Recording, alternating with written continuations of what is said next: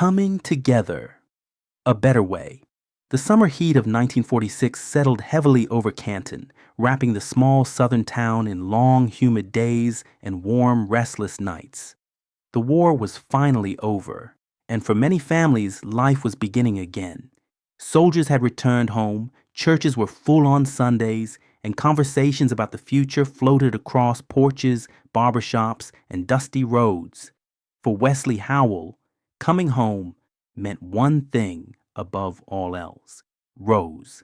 Now that he had returned from the army, he and Rose spent nearly every waking moment together, whether walking through town after church, sitting beneath oak trees near the countryside, or rocking quietly on her mother's front porch. The two were inseparable. One warm evening, Wesley sat beside Rose on the porch swing, watching the sunset stretch across the Mississippi sky. "You know something?" Wesley said softly. "What?" Rose asked with a smile. "I really missed your big, beautiful eyes while I was gone." Rose laughed quietly. "That so?" "And your smile," Wesley continued, "and the way you wiggle when you walk away from me." Rose immediately turned toward him with raised eyebrows. "Wesley Howell!" He burst out laughing. "You done learned some interesting language in that army," she teased. "I thought you were supposed to be a disciplined military police officer." Wesley straightened himself proudly. "Oh, the army trained me very well." Rose leaned closer and whispered in his ear playfully. "So who taught you all those fancy words? Don't tell me. John Lee Larry?" Wesley laughed loudly.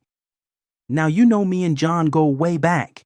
That man been crazy since we was little boys." Rose smiled warmly as Wesley's voice softened again.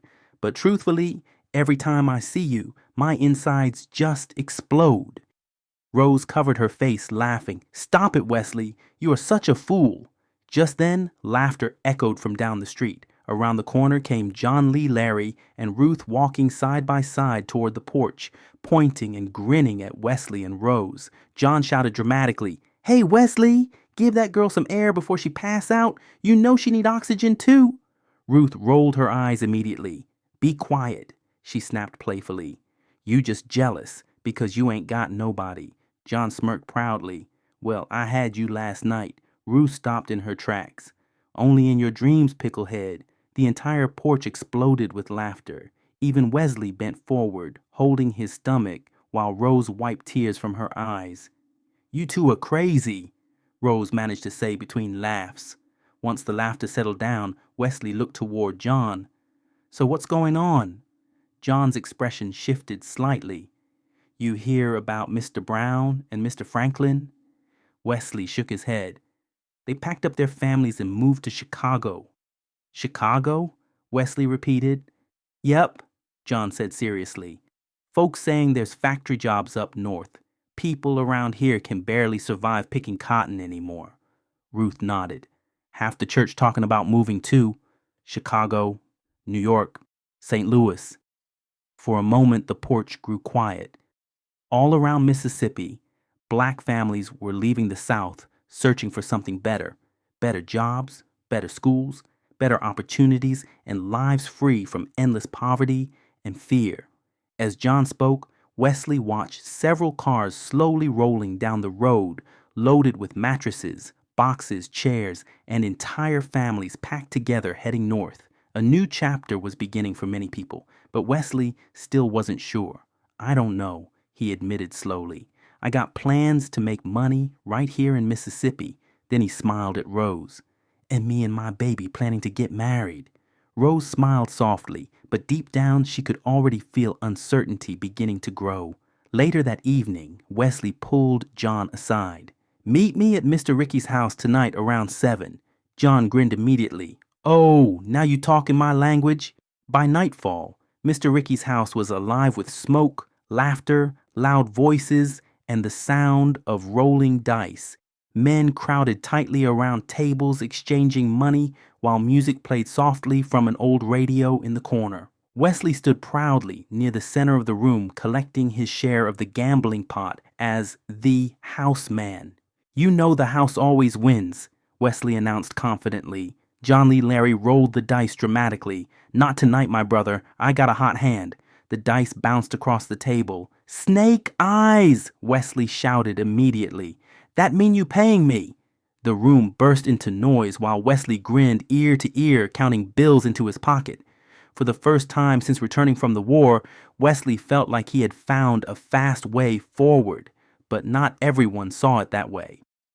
The following afternoon, Rose walked toward her father's house beneath the blazing Mississippi sun.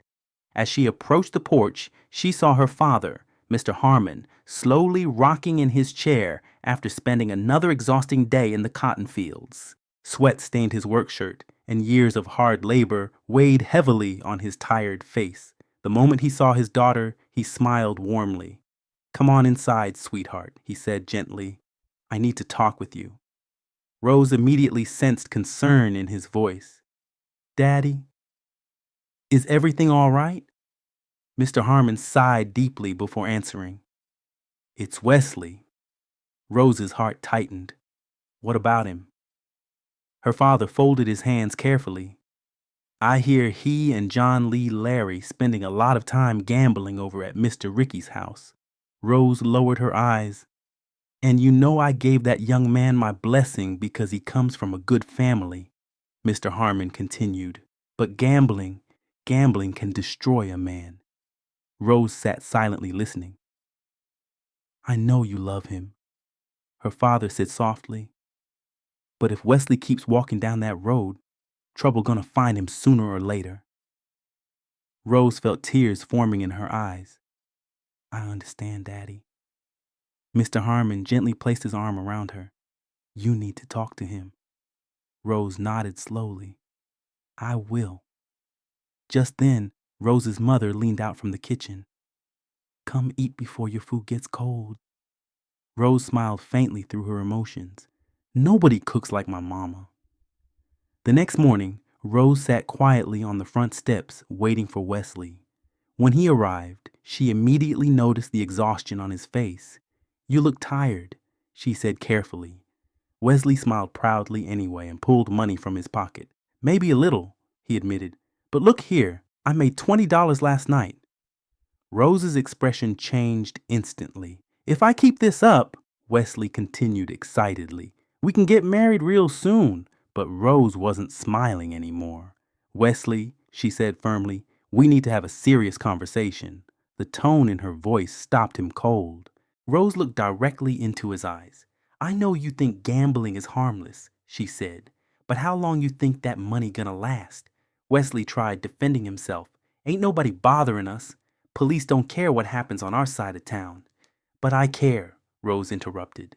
The words hit Wesley harder than he expected. Rose's eyes filled with emotion. "You know gambling is wrong. Have you forgotten all those Sunday school lessons? Or did the army make you stop caring how you earn your living?" "That ain't fair," Wesley replied quietly. "Yes, it is," Rose answered. "Because if you want to marry me and raise children with me, then it matters what kind of man you are." Wesley fell silent. Rose softened her voice. "I know you trying to build a future for us, but there has to be a better way." For a long moment, Wesley said nothing, then finally his shoulders lowered. "You right," he admitted quietly. "I just wanted enough money for us to get married and buy a house." Rose gently took his hand. "We'll find another way." Wesley looked at her lovingly. "Come here." They embraced tightly beneath the warm southern sunlight, holding on to one another while discussing dreams bigger than Mississippi roads and cotton fields.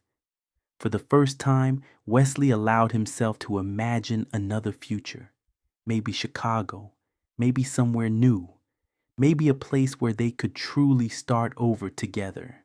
Later that evening, Wesley and Rose sat quietly on the front steps of her parents' house, watching the sun slowly disappear across the Mississippi horizon. And together, they began dreaming about heading north toward a better life.